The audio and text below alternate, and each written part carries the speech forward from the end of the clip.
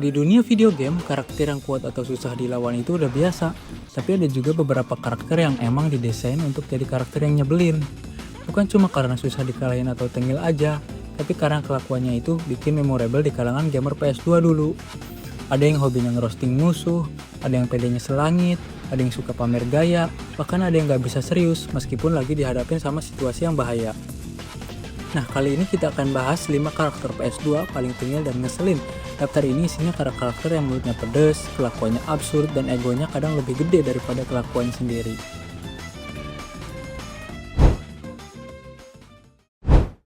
Yang pertama ada Mas-Mas Poni Lempar, yang selain jago parkour, dia juga jago banget nih ngesarkas. Siapa lagi kalau bukan Leon Scott Kennedy dari Resident Evil 4. Kalau dipikir-pikir, Leon ini sebenarnya lagi ada di misi yang gak main-main. Dia harus nyelamatin Ashley, dikejar zombie, diburu monster, dihalang mutan-mutan.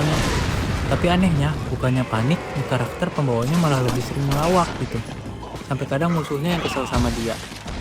Meskipun emang dia juga sering dihadapin sama situasi gawat, tapi beliau ini emang udah dasarnya santuy. Jadi hal gawat pun masih suka dipercandain. Ini orang juga saking banyaknya ngesarkas, sarkasannya itu banyak yang jadi ikonik di kalangan penggemar.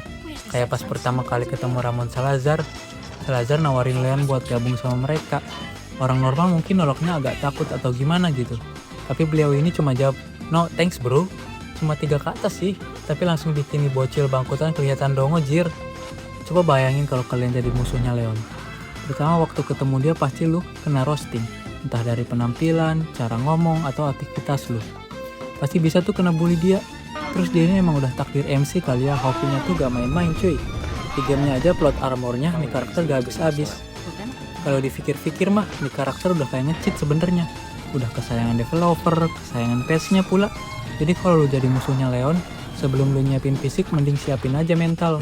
Karena udah pasti lu bakal di roasting tuh sebelum lu mati.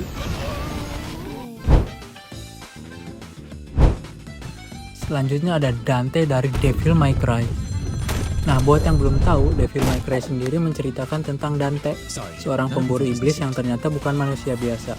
Dia adalah anak dari Sparda, seorang iblis legendaris yang justru berkhianat kepada kaumnya demi melindungi umat manusia. Jadi bisa dibilang Dante ini punya darah manusia sekaligus darah iblis. Di DMC 3 ini, kita ngelihat masa mula Dante sebelum dia jadi pemburu iblis yang terkenal.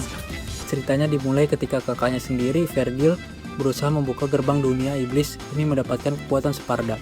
Gara-gara itu, kota tempat Dante tinggal langsung diserbu pasukan iblis. Kedengarannya sih keren ya, tapi yang bikin beda karakter utamanya ini bukan tipe pahlawan yang serius atau yang punya motivasi. Justru sebaliknya, nih orang kelakuannya absurd parah. Di DMC 3, Dante masih muda, umurnya sekitar 19 tahun. Ini karakter awal muncul aja udah kelihatan banget tengil sama banyak gayanya. Leon juga kalah sebenarnya sama dia kalau ngomongin selengean mah. Ya meskipun dia ini emang jago sih.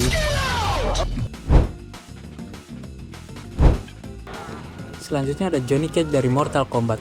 Johnny Cage adalah salah satu karakter protagonis di series Mortal Kombat. Johnny Cage ini awalnya seorang aktor film laga Hollywood, tapi gara-gara banyak yang anggap kemampuan bertarungnya cuma hasil acting sama bantuan stuntman, dia akhirnya tertarik sama turnamen Mortal Kombat buat ngebuktiin kalau dia emang jago beneran.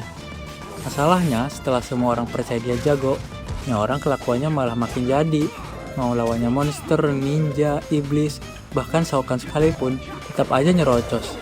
Kerjanya ngeledek, roasting, sama bikin lawannya naik darah. Dia selalu tampil santai dan kocak di situasi apapun. Kelakuan narsisnya juga sangat menonjol. Ini orang suka pamer ketampanan, ketenarannya sebagai aktor, bahkan sering bertingkah seolah dunia dia ini MC-nya gitu. Di Mortal Kombat PS2, terutama di Mortal Kombat Shaolin Monks, walaupun cerita utamanya fokus ke Liu Kang sama Kung Lao, tapi setiap kali Johnny Cage muncul, dia selalu bawa suasana jadi lebih santai.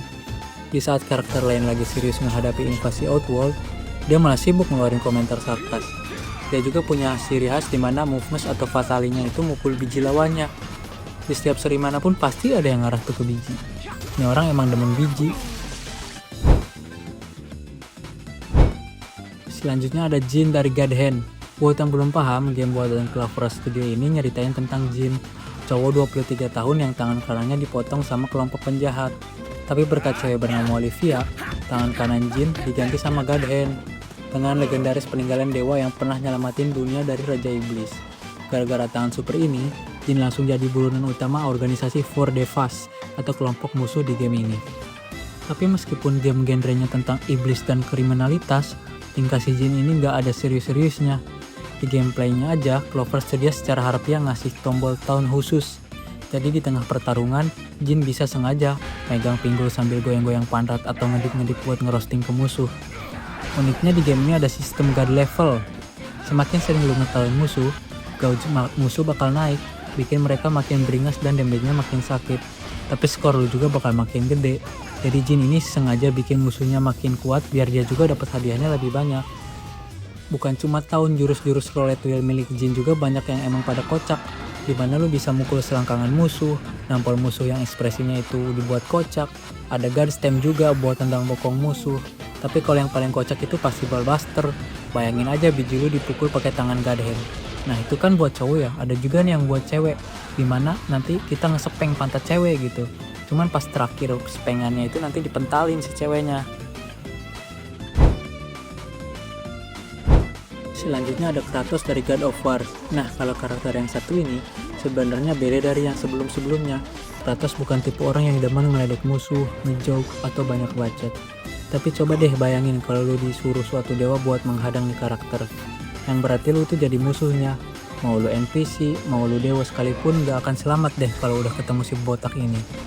Udah mah dia brutal dan dia juga salah satu karakter terkuat dalam sejarah video game. Dan yang bikin lebih serem lagi, dia tuh bukan tipe karakter yang bisa diajak negosiasi.